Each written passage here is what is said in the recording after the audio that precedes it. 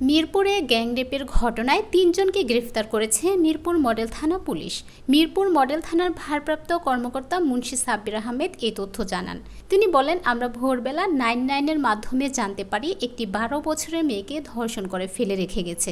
পরবর্তীতে আমরা রক্তাক্ত অবস্থায় তাকে উদ্ধার করে হাসপাতালে পাঠাই। তার মুখ থেকে আমরা জানতে পারি ৩ জন মিলে তাকে গ্যাংরেপ করেছে। তাদের মধ্যে সাজ্জাদ, সায়েম ও আলহাজ এই ৩ জনের নাম উঠে আসে। পরবর্তীতে আমরা থানার সবাইকে এই মেসেজটি পাঠিয়ে দেই। তারই পরিপ্রেক্ষিতে আমরা সাজ্জাদ এবং আলহাজ এই দুজনকে গ্রেফতার করতে সক্ষম হই। তাদের দেওয়া তথ্য মতে সারা রাত অভিযান চালিয়ে অবশেষে আমরা আরেক আসামি সায়েমকে গ্রেফতার করতে সক্ষম হই।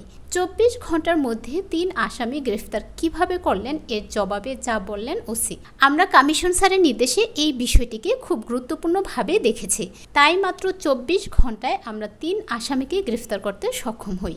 আমরা সংবাদ পাই যে আমাদের থানাধীন সোনি ক্লাব গোল চত্বরে একটা 11-12 বছরের একটা শিশু বাচ্চা অসুস্থ অবস্থায় রক্তাক্ত অবস্থা পড়ে আছে। সংবাদ প্রাপ্তির সাথে সাথে আমরা সেখানে মোবাইল পেটে দ্রুত পাঠাই।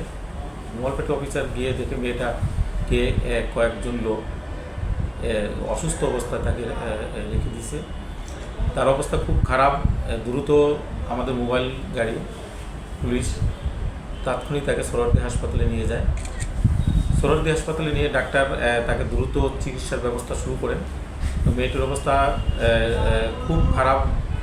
এমত অবস্থা তাকে তাৎক্ষণিকই আইসিইউর ব্যবস্থা করা হয় এবং মেয়েটার মুখ থেকে আমরা যেটা জানতে পারি যে গতকাল সকালবেলা ভোর 4-4:30টার দিক থাকে 3 জন ছেলে, বাচ্চা ছেলে, তাদেরও বয়স কম, তাদের একজনের নাম মোহাম্মদ সাজ্জাদ, একজনের নাম মোহাম্মদ সায়েম আর একজন আলহাজ, এই 3 জন মিলে তাকে গোল চত্বরের ভিতরে নিয়ে একটা ঝোপঝাড় আছে, এইখানে নিয়ে তাকে প্রথমে সাজ্জাদ, এরপরে সায়েম, এরপরে আলহাজ 3 জনেই পালাক্রমে তাকে দর্শন করে এবং দর্শন করে 3 জনই তাকে এই রক্তাক্ত অবস্থায় ফেলে রেখে চলে যান। এমত অবস্থায় আমরা তার মুখ থেকেই সাজ্জাদ, সায়েম এবং আলহাজ এদের গ্রেপ্তারের জন্য আমি 3-4টে আমাদের যে থানার যে টিম আছে, আমরা চৌকস যে টিম, তাদের প্রত্যেককে মেসেজটা দিয়ে অভিযান পরিচালনা শুরু করে দিই। আমরা অভিযান পরিচালনার এক পর্যায়ে প্রথমে সাজ্জাদকে, এরপরে আলহাজকে আমরা গ্রেপ্তার করি। সবচেয়ে কঠিন বিষয় হয়ে গেছে যে বিষয়টাকে আমরা এত গুরুত্ব দিয়েছি এবং গুরুত্ব দেওয়ার কারণেই তাদের দুজনের জিজ্ঞাসাবাদের এক পর্যায়ে তারা সায়েম কোথায় থাকে, সায়েমের অভিযানে আমরা বের হই।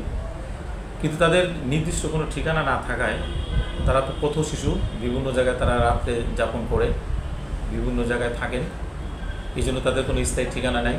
তাদের গ্রেপ্তার করতে আমাদের খুব কষ্ট হয়েছে। এরপরে এক পর্যায়ে জিজ্ঞাসাবাদ করতে করতে এক পর্যায়ে তারা আমরা সায়েমকে গ্রেপ্তার করি। এমন তো আমরা যে 3 জন ধর্ষণ করছে এই 3 জনকেই আমরা গ্রেপ্তার করেছি এবং 3 জনকেই আমরা জিজ্ঞাসাবাদ করে তারা ঘটনার বর্ণনা দিয়েছে এবং তারা ঘটনার কথা সত্যতা স্বীকার করেছে। এই ভিকটিম যে মেয়েটা এখনও চিকিৎসাধীন অবস্থায় আছেন এবং তার শারীরিক অবস্থা আগের থেকে একটু উন্নত। আচ্ছা, 24 ঘন্টার মধ্যে আসলে গ্যাংরেপের ঘটনায় আসামিদের গ্রেপ্তার করা, এটা আসলে কিভাবে সম্ভব?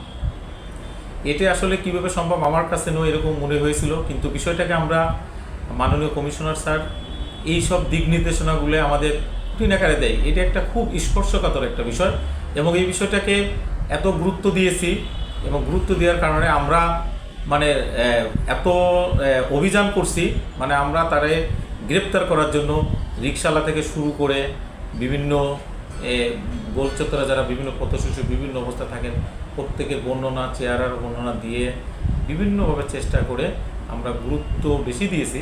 এই কারণে তাদেরকে প্রত্যেককে আমরা রিকশাওয়ালা গ্রেপ্তার করতে সক্ষম হয়েছি। জি, ধন্যবাদ।